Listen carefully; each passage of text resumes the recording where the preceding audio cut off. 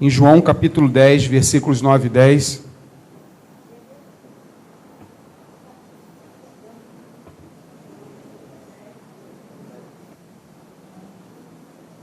João capítulo 10, versículos 9 e 10.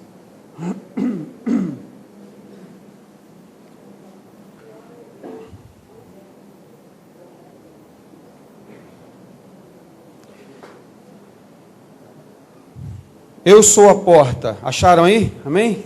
Quem não achou é só olhar para cá. Eu sou a porta. Se alguém entrar por mim, salvar-se-á e entrará e sairá e achará pastagens.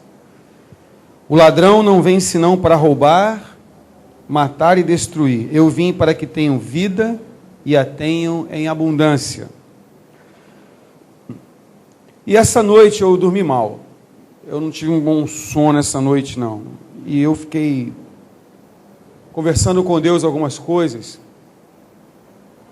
E questionando com Deus por que algumas pessoas, apesar de serem cristãs, não têm vida abundante. Isso foi uma coisa que eu comecei a conversar com Deus. Porque se Ele promete a vida abundante, nós temos que ter vida abundante. Porque Deus não é mentiroso. E Deus começou a falar comigo algumas coisas. Ele falou, a primeira coisa que Ele falou comigo: Márcio, é impossível que alguém que me siga como cristão tenha uma vida pesada, enfadonha e seja uma pessoa desanimada. Isto é impossível.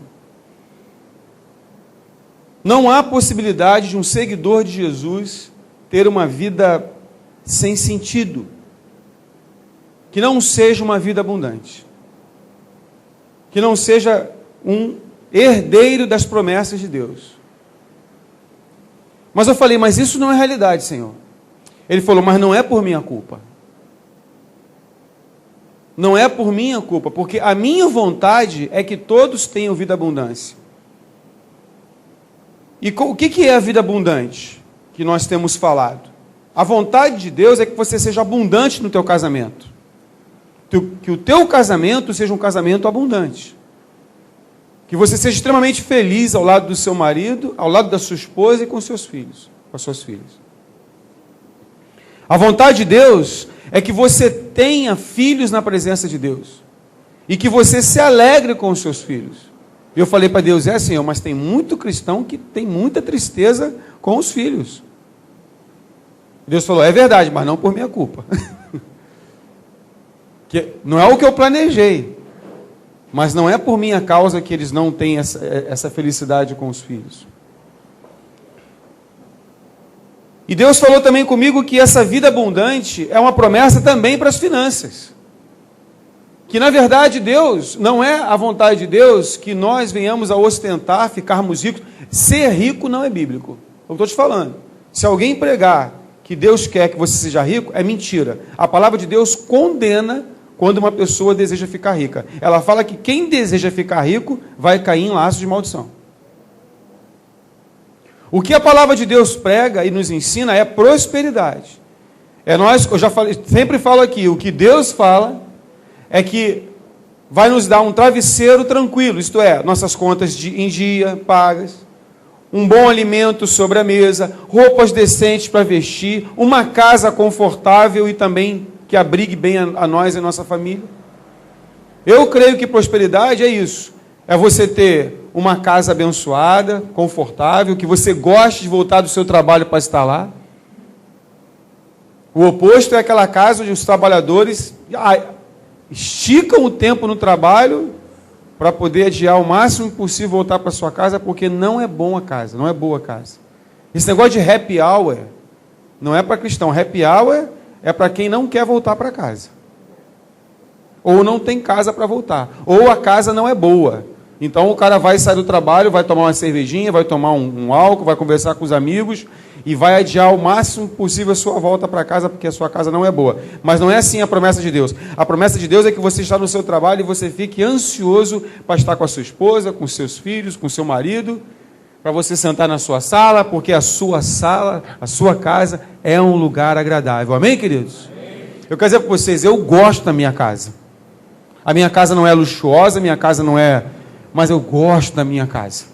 Eu gosto de sentar na minha sala, eu gosto de sentar na minha mesa, eu gosto do meu quarto, eu gosto do quarto das meninas, gosto do escritório, gosto do meu quintal, até da lavanderia eu gosto. Gosto do meu cachorro. Eu gosto de voltar para casa porque eu tomei posse dessa promessa. A minha casa é um lugar abençoado e eu gosto de estar. Eu não quero ser rico, mas eu quero ter minhas contas pagas em dia. Eu não quero ter uma comida desnecessária da mesa a ponto de jogar fora, mas eu quero ter uma comida boa na minha mesa, que me alimente, que alimente a minha família. E isso é promessa de Deus para minha casa. Eu quero ter uma mulher que me ame e que eu a ame. Eu quero ter filhos, que eu tenha um bom relacionamento com eles, que eles sejam felizes. E que só partam na hora que Deus mandar partir.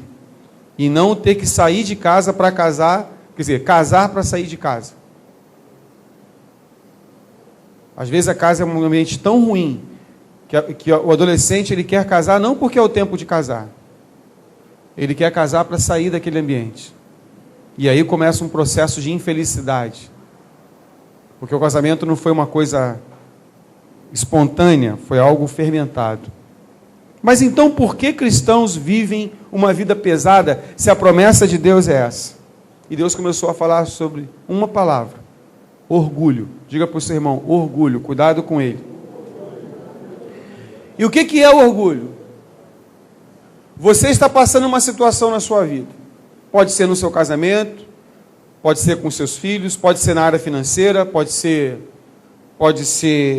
em qualquer outra área, pode ser na área sexual, por exemplo. E você tem uma opinião sobre essa situação. Porque nós temos opiniões, sim ou não? Deus nos criou com uma capacidade de crítica, de opinar. Mas Deus também tem uma opinião. E o problema acontece quando a nossa opinião não bate com a opinião de Deus. Isto é, você está passando um problema na sua casa e você tem um ponto de vista sobre esse problema. E Deus tem um outro ponto de vista acerca desse problema. E o que faz o orgulhoso? O que faz o orgulhoso? Ele idolatra o seu ponto de vista. Vai ser da minha maneira. Tem que ser como eu quero. E aí começa a vida a ficar ruim. Não porque Deus não queira a vida abundante, mas é porque a pessoa começa a fazer valer a sua opinião. Por quê? Porque o orgulho gera uma coisa chamada auto-idolatria. Pergunta, você é idólatra, meu irmão? Quantos crentes nós temos aqui? Levante sua mão, você que é cristão. Você faz oração para imagem de escultura? Não. Porque você, como cristão, sabe que se prostrar diante de uma imagem de escultura é pecado, é idolatria. Mas muitos que não se dobram diante de uma imagem de escultura, se dobram diante do espelho. E quando um cristão é orgulhoso, ele é um auto-idólatra. Ele coloca na frente a sua opinião. Ele coloca na frente o seu ponto de vista. Ele luta pelo seu ponto de vista. Ele não abre mão do seu ponto de vista. E ele chega a dizer, eu vou ao inferno, mas eu não mudo. Cuidado que você está profetizando. E se um dia o capeta perguntar para você, o que você está fazendo aqui? É porque um dia Deus teve uma opinião, eu tive outra e eu decidi fazer valer a minha opinião. Deus está falando com você nessa manhã.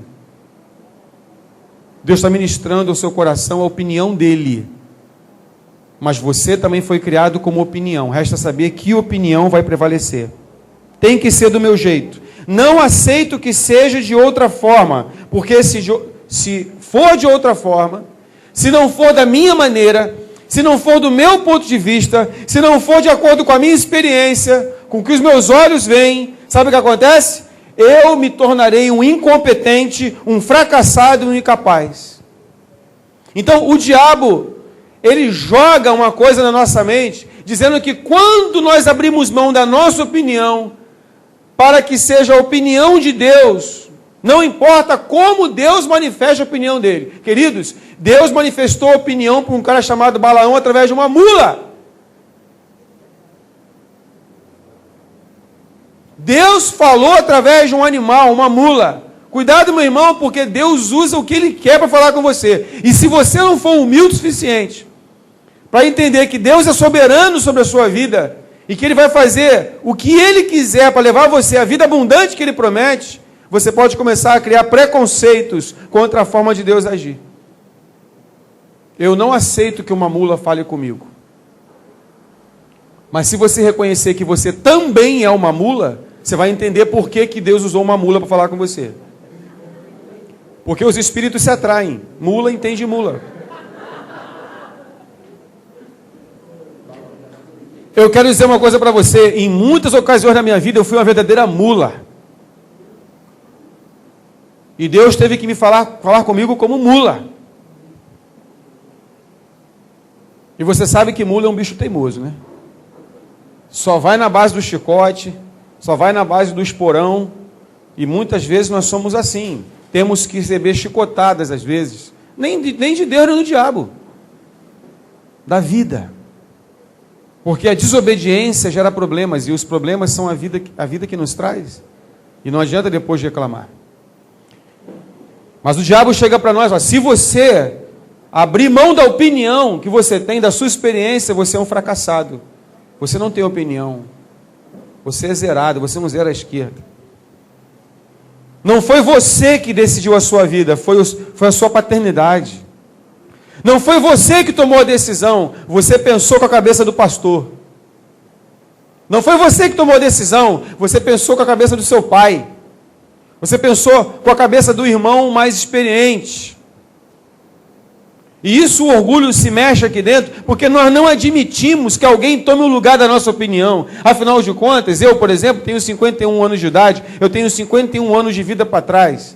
Eu tenho muitas marcas na minha vida de sofrimento. Quem é essa pessoa que eu não conheço, que vem e emite uma opinião de Deus para a minha vida?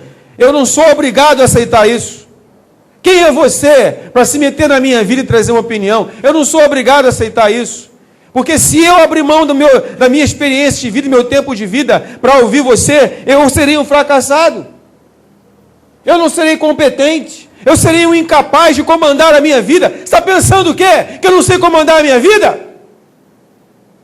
Você está pensando que eu sou um incapaz? Eu fiquei impressionado, porque o carioca é um ser hospitaleiro. Se você vai visitar alguém numa casa e vai almoçar, você se oferece para lavar a louça, sim ou não? Alguns, né? Mas é normal o carioca se dispor, não, deixa que eu tiro a mesa, né, vou lavar a louça. Aí o dono da casa, não precisa, aquela coisa de solidariedade. Mas se você vai em Curitiba e você vai almoçar na casa de alguém, por exemplo, e você fala assim, ó, eu quero lavar a sua louça, ela vai ficar ofendida. Porque ela está achando que você está dizendo que ela não sabe lavar a louça dela. Vê como esse povo, ó. Eu falei, não é possível. E quando eu fui em Curitiba, eu fui orientado a não se oferecer para ajudar. Porque se você se oferecer para ajudar, você pode ofender. E eu estava andando no trânsito de Curitiba. Como a gente faz no Rio de Janeiro? Cara, alguns também. Você está num cruzamento, você vê uma pessoa querendo cruzar, os mais educados chegam e falam assim, pode passar, não é isso? Por favor, você primeiro. Né? Alguns, né? Você primeiro. E eu cheguei em Curitiba, estava com o pastor, meu amigo, dirigindo, e aí eu parei no cruzamento e fiz assim para uma senhora. Ele falou, não faça isso. Eu falei, que? Eu estou dando... Não, ela vai achar que você está desmerecendo ela. Mas como assim? Eu estou desmerecendo ela. Eu estou dando valor a ela. Não, ela está achando que você está dizendo que ela não sabe dirigir, que ela não tem capacidade para saber a hora que ela vai passar. Eu falei, ô povinho orgulhoso. Carioca, passa aqui na porta, gente que eu nunca vi. Como é que é, pastor? Nunca vi o cara. O cara passa cheio de craque na ideia, endemoniado. Pode ser, irmão.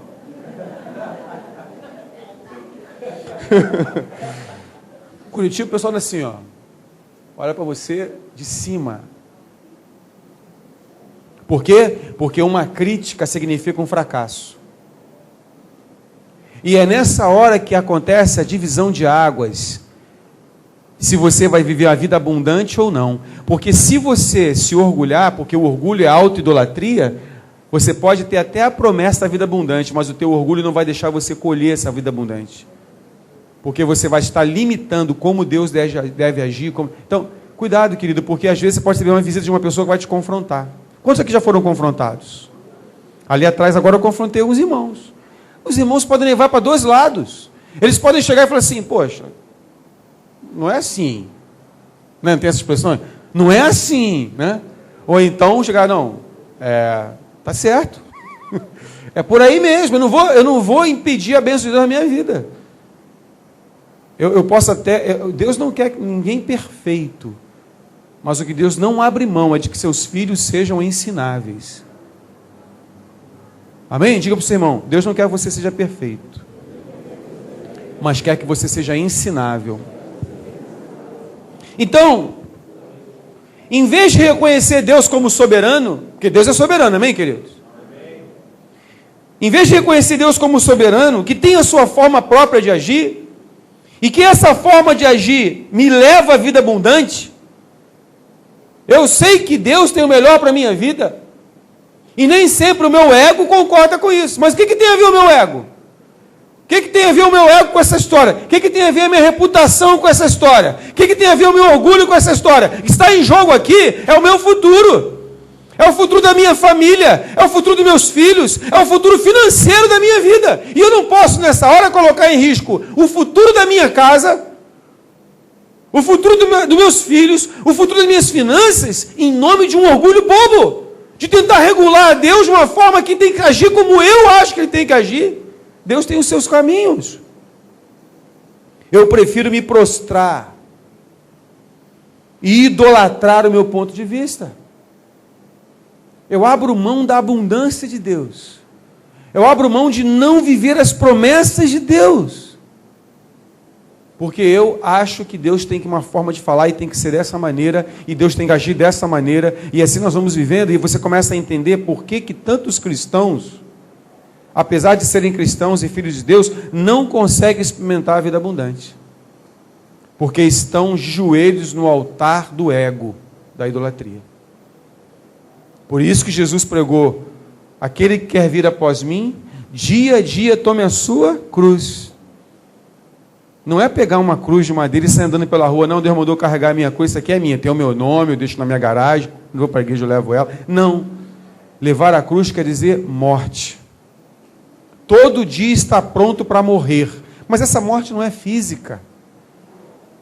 Essa morte é a morte da opinião, é a morte do ego, é a morte da vontade própria. Não sou eu mais quem vive, mas Cristo vive em mim, e a vida que eu vivo agora, vivo pela fé. Os pastores hoje são tão orgulhosos, eu costumo falar essa expressão, né? Eu já fui repreendido algumas vezes, que eu falo assim, quem você é, Márcio? Eu sou a caspa da pulga do cachorro. Aí um pastor falou assim, mas isso não é uma palavra de um filho de Deus. Eu perguntei para ele, mas qual é a opinião de Deus a meu respeito? Jesus vê você como um vencedor, como um príncipe, como pedra viva, raça eleita, nação santa. Eu falei, problema dele.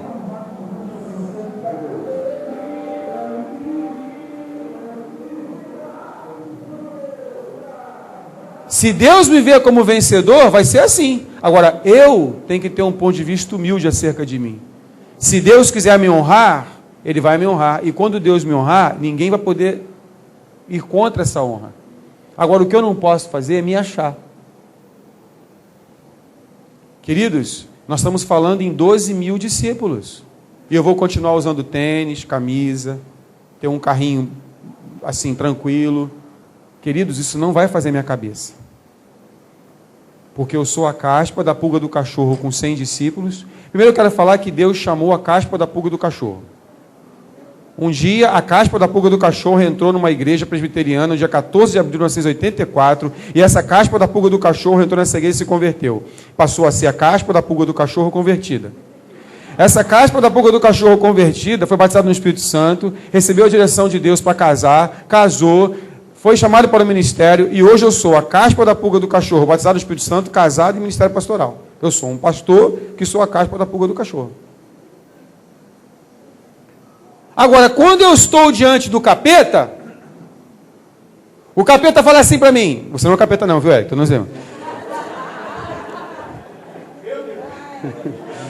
É porque você trabalha com teatro. O capeta fala assim, você é a caspa da pulga do cachorro. Falei, certo? Mas eu tenho um problema. Eu falo, qual é o problema, capeta? Deus te acha vencedor, príncipe, rei, sacerdote, nação santa. Falei, problema, deu ruim para você, cara. Porque a vontade de Deus é maior do que a minha. Eu sou a caspa do cachorro, ele acha que eu sou príncipe, ele ganhou. Ele ganhou. A coisa melhor da vida não é quando você se exalta, é quando Deus te exalta. Humilhai-vos perante a poderosa mão de Deus, para que em tempo oportuno Ele vos exalte. Seja humilde e deixa Deus te levantar. Porque Deus, quando levanta, cara, ninguém pode te segurar. Mas você, quando se levanta, você tem que se segurar depois. Porque depois, quando você se levanta, você vai ter que assumir a responsabilidade da consequência do seu se levantar. E aí, quando você reclama com Deus que a vida não está abundante, Senhor, a vida não está abundante como prometeu, mas você se levantou. Então agora se vira nos 30, nos 40, no meu é 51. É por esse motivo, então, pessoal, que existem muitas pessoas derrotadas dentro da igreja.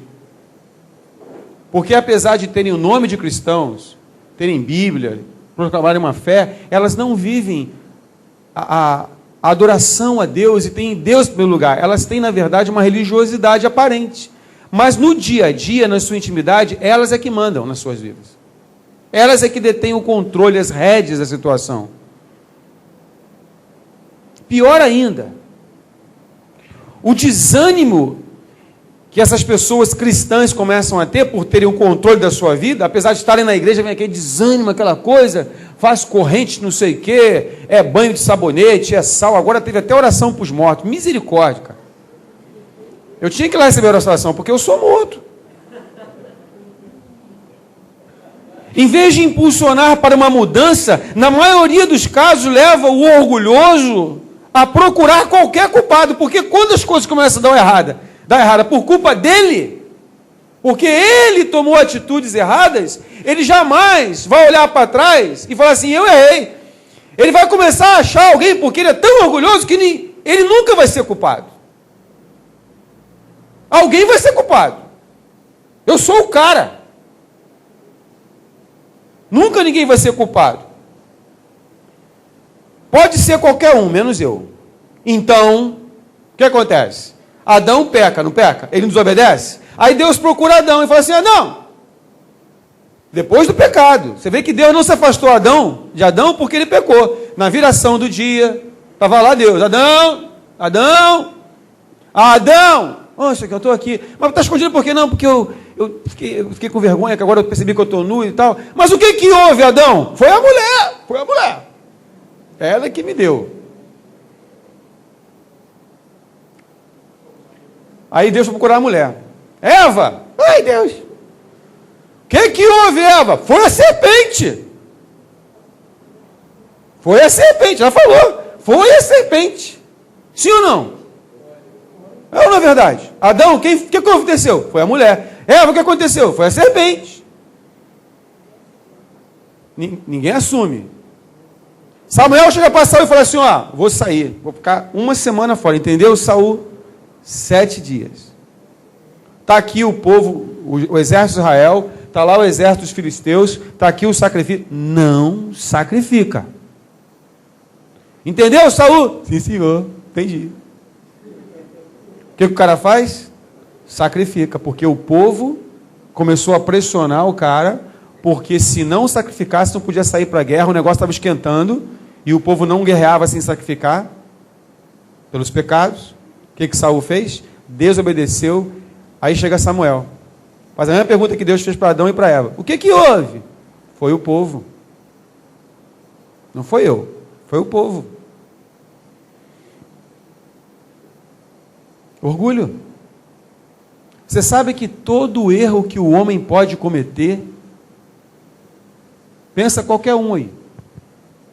qualquer erro, qualquer pecado, qualquer crime, qualquer deslize, não vai acontecer sem antes uma pessoa ser orgulhosa. O orgulho é o pontapé inicial de todo erro que um homem pode cometer. Escreve isso aí.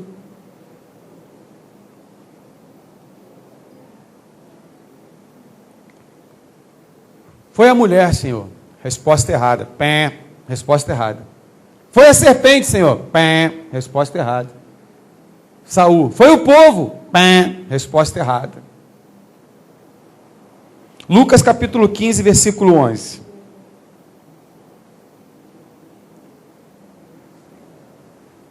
Aí Jesus sentou com seus discípulos e falou com eles: vamos falar sobre hombridade.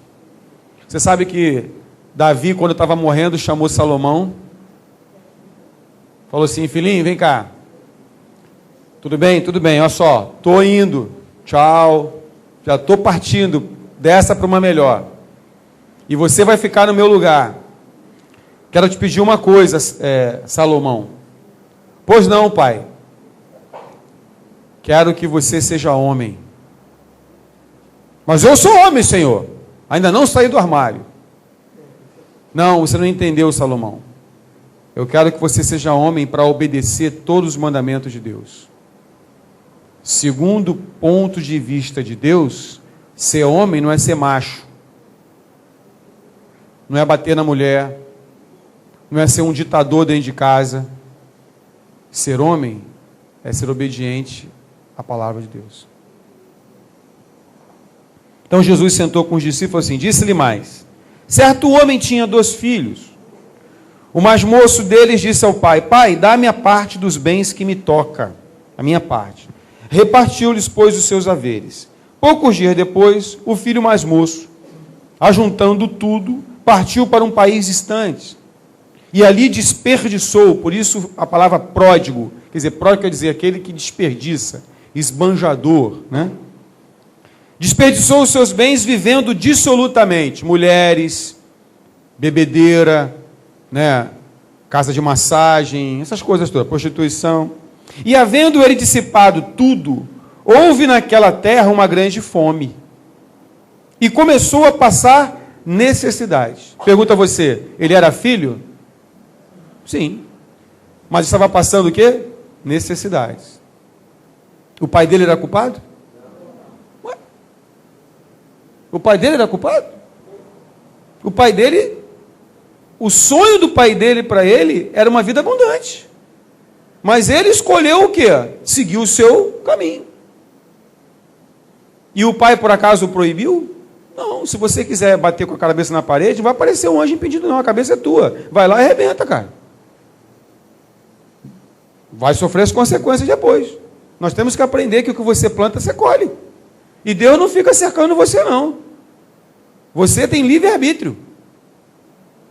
Você não é um robô. Deus só avisa, ó, se for por aqui vai dar ruim, se for por aqui vai ficar legal, você que escolhe.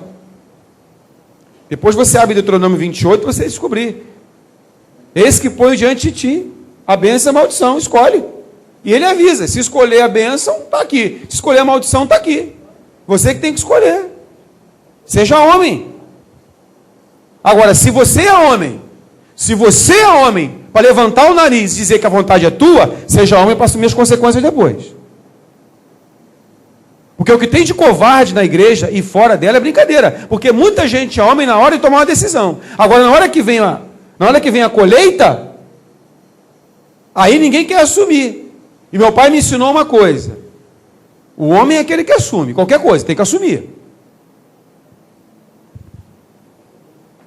Então veio uma grande fome e começou a passar necessidade. Então, foi encontrar-se a um dos cidadãos daquele país, o qual mandou para os seus campos e apacentar porcos. Olha só, meu amigo, o negócio é o seguinte, está ruim para todo mundo. Você já acabou o seu dinheiro, está passando fome, tem o seguinte, eu tenho lá um chiqueiro lá no campo, tem uns porcos lá. Você quer cuidar deles? Não. Não tem mais o que fazer, eu vou fazer isso mesmo. E foi. Chegou uma hora Alguns pastores dizem que o cara comeu a lavagem. Não comeu, não. Ele desejava comer a lavagem, e nem isso ele podia fazer. Você sabe o que é você querer comer o que é podre, e nem isso você pode comer? Então ele desejou, ou desejava encher o estômago com a lavagem que os porcos comiam, e ninguém lhe dava. Aí vem caindo em si, disse: quantos empregados do meu pai têm abundância de pão, e eu aqui pereço de fome? Levantar-me-ei, irei ter com meu pai e dir-lhe-ei: pai, pequei. Pé, resposta certa. Foi a serpente, pé, resposta errada. Foi Adão, foi a mulher, pé, resposta errada. Foi o povo, pé, resposta errada. Fui eu, pé, resposta certa. Fui eu. Então, esse filho pródigo bateu no ponto certo. Eu pequei. Eu estou passando isso aqui, não foi a minha criação, não foi o meu pai, não foi meu pastor, não foi a visão da igreja, não foi a minha esposa, não foi meus filhos, não é porque eu estou desempregado. Eu gerei isso aqui. E eu vou ter que tomar uma atitude em cima dessa realidade. Eu não vou culpar ninguém, eu vou me culpar e eu vou resolver a situação. Levantou-se, pois, e foi para seu pai. Porque ele pensou assim: eu vou pedir que o pai me trate como um dos seus empregados. Levantou-se, pois, e foi para seu pai. Estando ele ainda longe, seu pai o viu, encheu-se de compaixão e, correndo, lançou-se ao pescoço e o beijou e disse: o filho, pai, pequei contra o céu e diante de ti, já não sou digno de ser chamado teu filho. O que é isso aqui? Uma humilhação. Isso não acontece hoje em dia? O cara chega para a igreja, entrega o coração a Jesus, aí começa a caminhar, e tal. E como Deus faz, ele começa a tratar o nosso caráter, nós somos filhos, ele começa a tratar o nosso caráter porque ele quer que nós sejamos discípulos. E aí Deus começa a levantar pessoas para nos confrontar. E ele começa a falar: poxa, Deus levanta um líder, uma pastora, alguém mais experiente, e fala: está errado nisso aqui. Aí você ficou orgulhoso, você ficou orgulhosa, e você decidiu culpar alguém, e você toma o seu caminho e vai embora. Mas junto com você na igreja entrou um outro irmão que já pensa diferente. Vocês entraram e se converteram juntos, mas esse irmão já entende que o confronto está debaixo da soberania de Deus. E quando você é confrontado, Deus está levantando alguém para te aperfeiçoar. Que você, como filho, jamais vai ser maltratado por alguém. Deus vai levantar as pessoas certas. Querido, presta atenção. Se você reclama que alguém é duro com você, entenda, Deus não dá ponto sem nó. Se alguém é duro com você, é porque você mereceu. Se Deus não está usando um pastor que vem assim: ovelhinha, tudo bem? A ovelhinha, tudo bem, tá. Ovelhinha, tudo bem com você? Tudo bem, pastor. Eu vim aqui buscar a tua lã e a tua gordura. Tá bom? O que você quer, ovelhinha? Eu quero oração e visita. Vamos lá.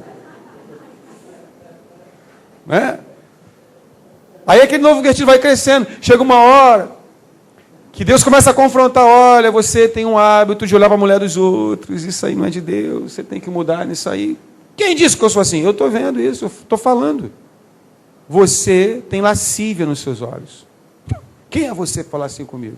Isso, o orgulhoso. Mas o quebrantado, que entrou junto, podemos conversar em particular? Podemos. Como foi que você chegou a essa conclusão? Deus falou: eu tenho orado por você. E você tem esse problema. E Deus falou comigo que se você não corrigir isso, você vai ter problemas na sua vida. Aí o fulano fala assim: poxa, então me ajuda. Porque eu tenho uma luta contra isso e eu não posso vencer isso sozinho. Você me ajuda? Claro que eu vou te ajudar. A partir de hoje é uma luta nossa, é uma guerra nossa. Nós vamos vencer isso juntos. E vão passando os anos. Aquele orgulhoso culpou a igreja, culpou o pastor, culpou a visão, picou a mula. E aquele quebrantado ficou. Foi confrontado na sua lascívia, foi confrontado na avareza, porque ele não entregava 10%, entregava 8%, porque 2% é para pagar a conta de luz. Ele fazia uma composição financeira maligna para poder descontar a luz do dia. Está rindo, né? O diabo já falou isso para você, né? Faz uma negociação aí, arredonda o dízimo. O negócio de arredondar dízimo é um troço sério, cara. Mas o cara aceitou, não, eu tenho esse problema. Eu realmente tenho uma avareza no meu coração, eu quero que você me ajude. Passaram-se, sei lá, 3, 4 anos. Aquele mais humilde acabou se tornando um discipulador, um pastor, é líder de uma igreja. E aquele que decidiu ficar orgulhoso, depois de 3, 4, 5 anos, está lá, devendo a todo mundo, infeliz no casamento, infeliz na criação de filhos. Por quê? Porque a vida dele não saiu do lugar, porque ele decidiu culpar outras pessoas, menos o responsável, que era ele mesmo.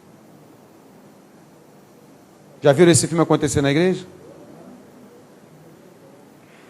Deus pergunta o filho pródigo, como perguntou para Adão, como perguntou para Eva, como perguntou para Saul, o que houve?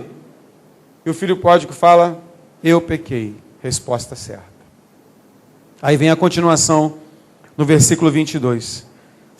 Quando você toma para si o seu erro, e você diz, eu pequei, e tem a coragem de se humilhar, aí diz assim o 22, mas o pai disse aos seus servos, trazei depressa a melhor roupa. Preste atenção. O filho pródigo estava querendo comer lavagem e não podia. Ele diz, eu pequei, volta para casa. O pai recebe ele e fala o quê? Traz a melhor roupa. Depois ele fala o quê? Põe um anel no dedo. Ele restaura as vestes, que significa justiça, tal. Restaura a autoridade, tá certo? Que tinha sido perdida. Coloca uma sandália nos pés, começa a guardar o caminho daquela pessoa. Traz um bezerro cevado. Sabe o que é bezerro cevado? Bezerro é um boizinho, né? É um boizinho? Pega um boizinho, abre o boizinho, tira os miúdos, sabe aquela carne? Aí bota bastante tempero lá dentro. Faz isso com frango, não faz, às vezes? Bota o frango e bota para assar. Imagina um bezerro cevado na brasa. Assim, não é qualquer um, né? Diz para o teu irmão assim, Deus tem um bezerro cevado na brasa para você.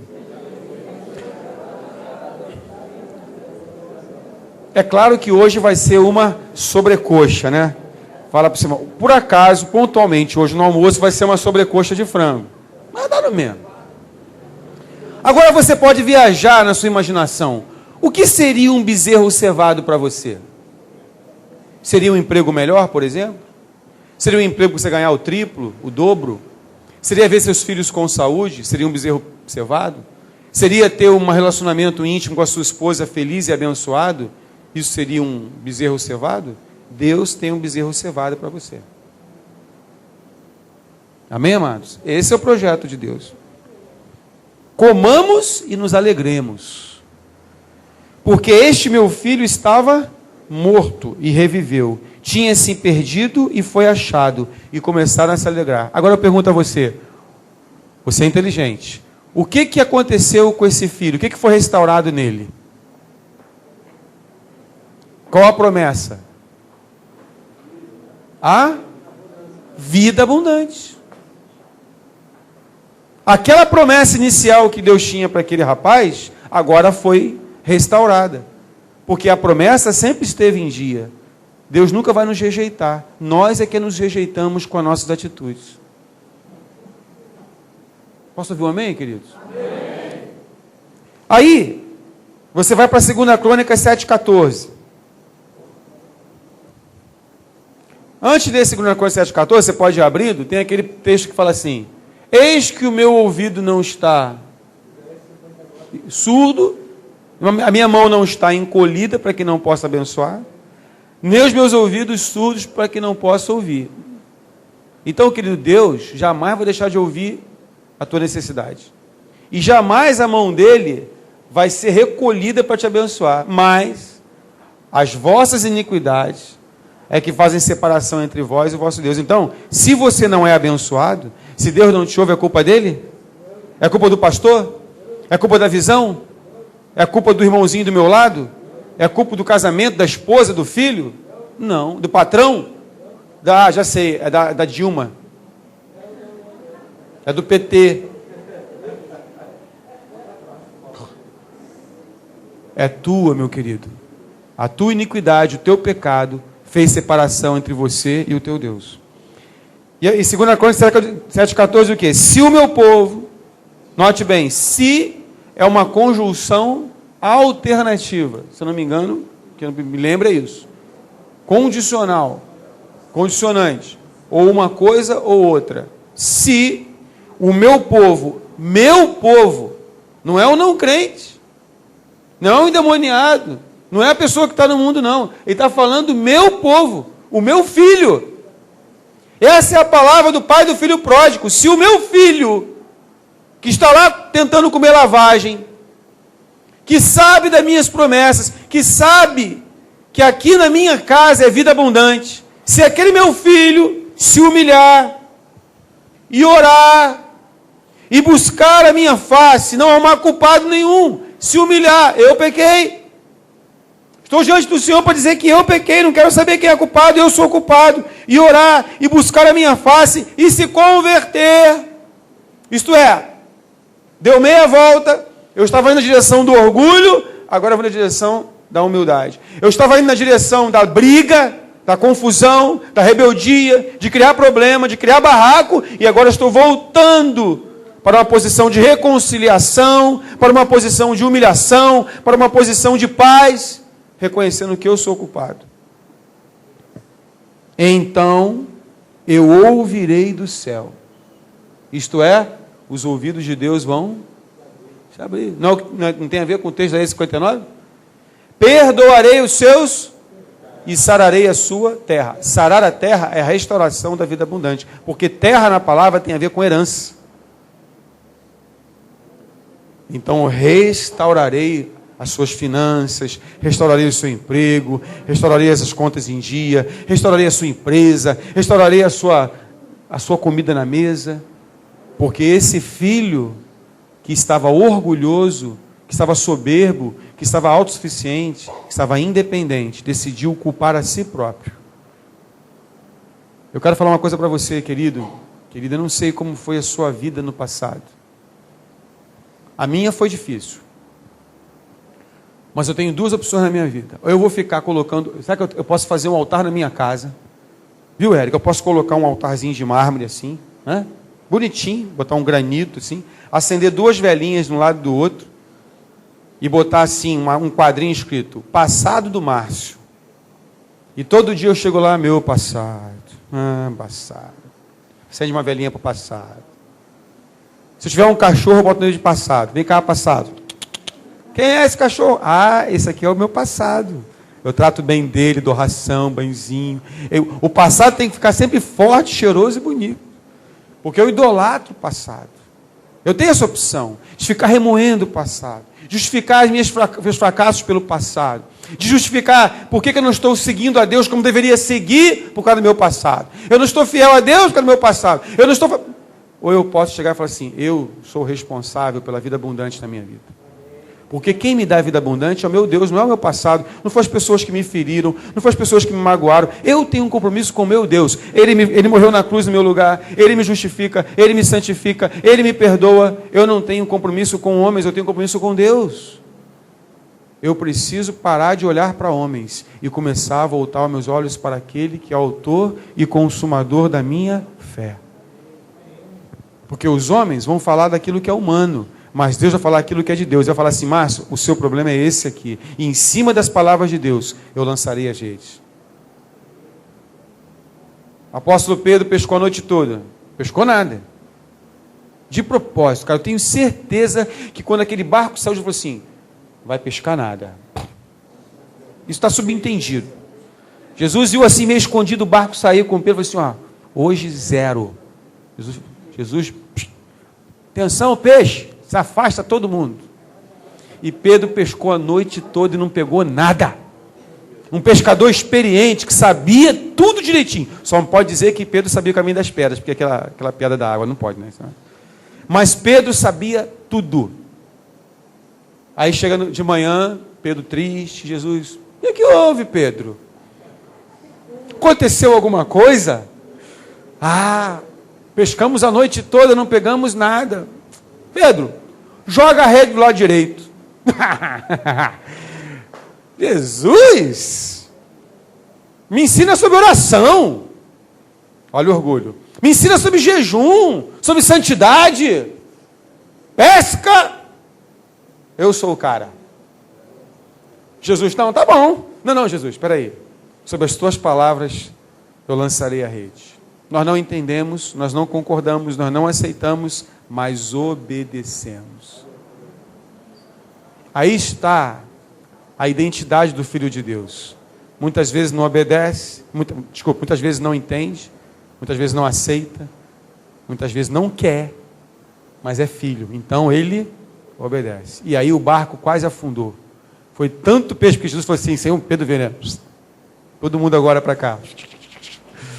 Aí entraram na rede, foi tanto peixe que quase o barco veio a pique. Eu tenho certeza absoluta que como filhos de Deus, e sendo orgulhosos como nós somos, Deus bloqueia algumas bênçãos para nós. Aquele meu filho lá está querendo muito um bom emprego, mas é muito orgulhoso. Bloqueia. E o cara bota currículo, e faz concurso, e vai para cá, e vai para lá, e faz a corrente das 7 semanas do dinheiro abençoado que vai semear, e faz fogueira santa, e faz fogueira pecadora, e pula a fogueirinha de São João, e nada. Está bloqueado. Por quê? Porque você é filho, e como filho Deus vai tratar você como pai, e como pai Ele quer formar o teu caráter. Até o dia que você vai cansar de tudo e falar assim, Senhor, eu não aguento mais. E Deus fala assim, e daí? Mas, Deus, eu não aceito mais essa situação. Não, porque isso não é vida para filho de Deus. Eu sei, mas está faltando alguma coisa. Não, eu não quero mais. Eu errei. Você errou. Aí sai uma buzina do céu. Pá, resposta certa. Aí cumpre-se a palavra. Ele dará ordem aos seus anjos ao teu respeito. Aí você pelo caminho certo. Aí tudo começa a cooperar a teu favor. Se você é assim na sua vida pessoal, imagine na sua família, você como chefe de família. Quantas bênçãos você pode bloquear na tua família pelo orgulho? Olha como você pode prejudicar a esposa e filhos por causa de um orgulho. Agora imagine a sua família, não nuclear, mas a família dos agregados. Quanto a tua família que eu falo, pai, mãe, né, que você já é casado, por exemplo, então tio, tia, primo, cunhado, pai, mãe, os agregados já deixaram de receber pelo teu orgulho. Agora pensa você como pastor de uma igreja. Quanto esse bairro já deixou de ganhar por causa do meu orgulho como pastor? Quanto vocês já deixaram de ganhar por causa do meu orgulho? Olha a minha responsabilidade. Então, eu não sei por que se convencionou no meio evangélico que um púlpito é privilégio. Eu não sei. O cara, ele arrota na mesa de almoço, solta pum em público, xinga palavrão, se veste com roupa rasgada, domingo. O cara mete um terno, às vezes muito bem, acorda e fala, paz do Senhor, irmão, paz do Senhor. A mesa vem aquela vontade de arrotar, paz do Senhor, irmão. Hoje é o dia do Senhor, não pode arrotar. Não, estou falando alguma besteira? Isso é verdade. Nós não vivemos como referência a Deus. Colocamos o homem como referência. Olha a responsabilidade de um pastor, de um líder. Púlpito não é privilégio, púlpito é cruz, púlpito é morte, púlpito é responsabilidade. A quem muito é dado, muito será cobrado. Eu não sei por quê, que ser apóstolo hoje significa alguma coisa. Ser apóstolo é assinar um atestado de óbito. Naquela época, eu vou ser apóstolo. Legal, qual a sua medida? Tá, sei. Já vou preparar, porque vai morrer. O único apóstolo que morreu, apóstolo do Cordeiro que morreu de velhice foi João. Mas morreu na ilha de Patmos, isolado. Ficou bronzeado, né? Diga para o seu irmão, você precisa aprender a depender de Deus. Por quê? Porque dependendo de Deus, você vai ser reconhecido como filho de Deus. E estou terminando. Pastor, eu preciso... Fala devagar para eu entender, pastor. Eu preciso aprender a depender de Deus. Sim. Eu preciso aprender a depender de Deus, porque dependendo de Deus, eu vou ser reconhecido como filho de Deus. E daí? E daí? Que nós temos um bairro mergulhado no álcool, mergulhado nas drogas. Temos um bairro que em cada esquina tem um Zé Pilintra. Sim ou não? Sim. Temos um bairro que tem 3 escolas de samba. Temos um bairro onde traficantes passam com fuzil na rua. Temos um país cheio de ladrões. E por que você precisa ser um filho de Deus? Porque essas criaturas, os viciados em crack, os viciados em drogas, os endemoniados com essa entidade de malandragem que habita em Madureira, os traficantes de droga, são criação de Deus. E a Bíblia fala que toda a criação está gemendo. O traficante está gemendo. Essas pessoas que ficaram até 4, 5 horas da manhã ontem no pagode nessa esquina aí, estão gemendo. Esperando o quê? A manifestação dos crentes. Amém? Não. A manifestação do culto de domingo. Não. A manifestação dos filhos de Deus. Então, esse evangelismo tradicional que nós conhecemos, onde o cara vai para uma praça pública, pega um megafone e fala: alô, Jesus salva! Alô! Isso acabou. Nós temos que pregar o evangelho com vida. Há uma diferença entre você ser amigo de um traficante, de você ser um evangelizador de um traficante. Porque se o traficante vê em você uma religião, ele vai ser teu amigo, mas nunca vai mudar. É o amigo do tráfico, né? A igreja, muitas vezes, é amiga do tráfico. Pastor, pode ficar tranquilo que nós estamos cuidando da igreja.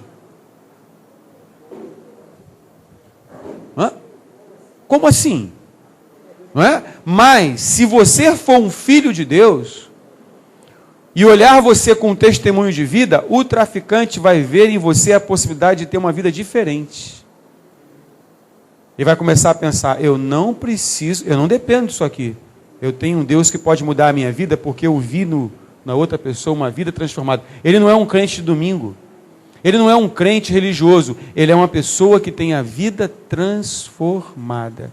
E se Deus mudou a vida dele, pode mudar a minha. Agora você volta desde o início. Por que nós temos que quebrar o nosso orgulho? Por que nós temos que não arrumar culpados pelo nosso próprio fracasso? Por que nós temos que obedecer a Deus em primeiro lugar? Porque assim seremos filhos de Deus. Você quer ver mais? Vou terminar. Isaías 42.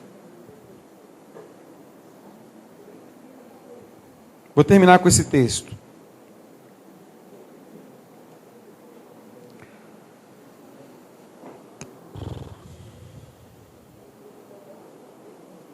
Isaías 42, 5. É isso, Hélio. A partir do 5 até o 13. Não, olha só, queridos, Deus vai mudar alguns paradigmas. Nessa visão que nós colocamos aqui, você não vai chegar para uma pessoa na rua e vai falar do evangelho para ela, achando que naquele momento ali, ela vai ter uma transformação. Você vai ter que caminhar junto dela. Você vai ter que chamar aquela pessoa para o teu convívio, para ela ver como é que você age, para ela ver a possibilidade de uma vida diferente. Porque o que muda uma pessoa é o confronto cultural. Uma pessoa, deixa eu explicar para vocês, não se ofendam, eu não estou aqui ofendendo quem é criado em comunidade. Estou falando que as comunidades são um território, concordam comigo? E ali tem lei própria. Isso está mudando um pouco. Um dos objetivos da UPP é esse. É tirar a cultura da comunidade que não deixa que, vamos dizer assim, o Estado entre. Tá bom, não vou questionar se está no certo ou não, mas é esse o objetivo. O evangelho tem que mudar também esse paradigma. Ninguém vai mudar uma pessoa com palavras. O tempo de chegar para uma pessoa e falar, Jesus te ama, isso achar, e você achar que isso vai mudar a pessoa, acabou. Todo mundo nessa cidade já ouviu falar que Jesus a ama. É muito panfleto, é programa de televisão, o evangelho está sendo, jogado de tudo quanto é forma. Não é esse mais o problema. O problema é que está faltando testemunho, está faltando exemplos de vida, está faltando com que o discurso seja igual à prática. Então o evangelismo começa a mudar o seu paradigma. Não é mais uma questão só de falar, olha, Jesus te ama, vê o que você faz aí, eu vou embora. Agora vamos caminhar juntos. E quando você caminha junto de uma pessoa que foi criada, por exemplo, numa comunidade, você não só pode tirá-la da comunidade, mas você pode tirar a comunidade dentro dela. Amém. Você começa a mudar os valores da pessoa. Porque para mudar valores tem que caminhar junto, é o choque. O discipulado é tão interessante nisso. Eu vejo pessoas que estão discipulando outras pessoas que estão fazendo choque cultural. Nos estudos, por exemplo, você tem uma pessoa que já está num nível de estudo alto e você encontra com uma pessoa que está num nível complicado, aquela pessoa começa a entrar em choque. E aquela pessoa que está recebendo o discipulado, ela começa a ser confrontada no modo viventes dela. Então, um adolescente está acostumado a faltar ao colégio, está acostumado a beber, está acostumado a não levar a sério os estudos, ele começa a entrar com alguém que já se formou, venceu na vida. E ele começa a entender que não é só ele ir, por exemplo, para beber e faltar à escola. Se ele quiser chegar um dia a alguma coisa na vida, ele vai ter que parar com essas bobeiras e vai ter que estudar. Mas ele jamais fará isso sozinho. Ele precisa de alguém que seja espelho e modelo para ele, para confrontar o modo dele ser.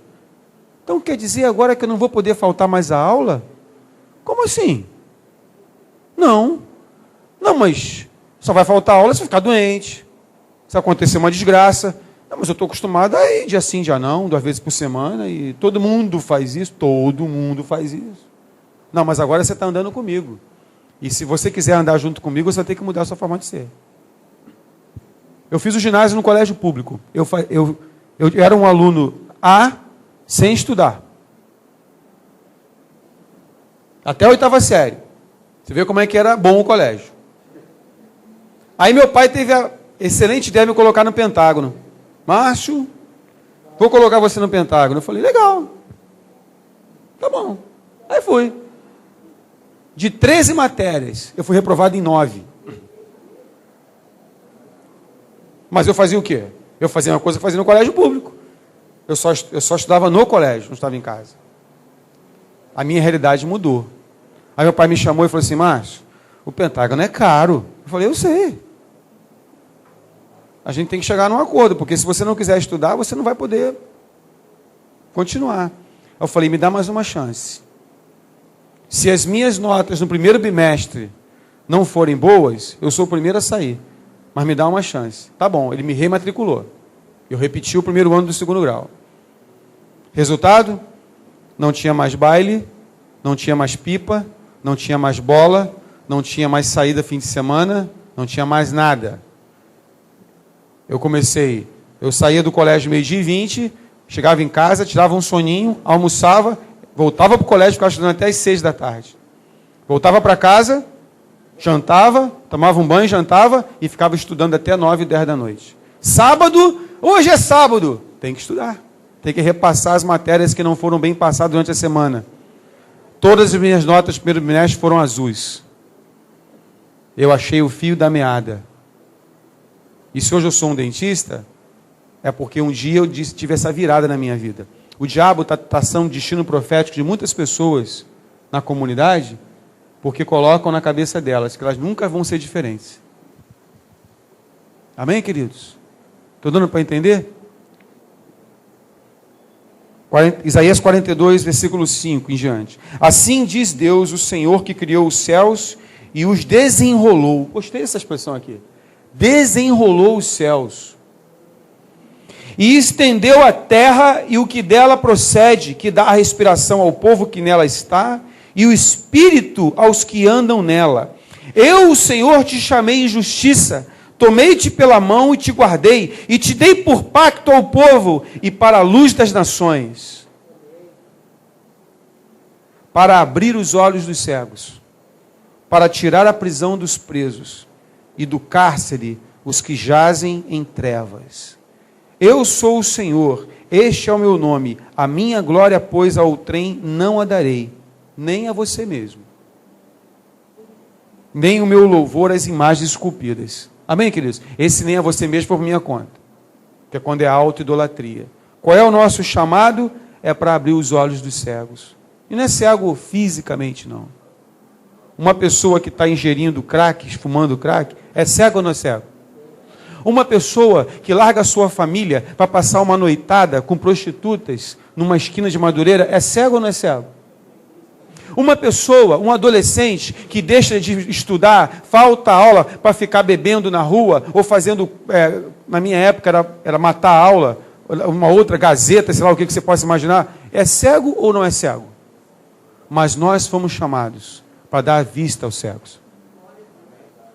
Nós fomos chamados para levar visão a essas pessoas que não têm perspectiva de vida. É a igreja, é o papel da igreja.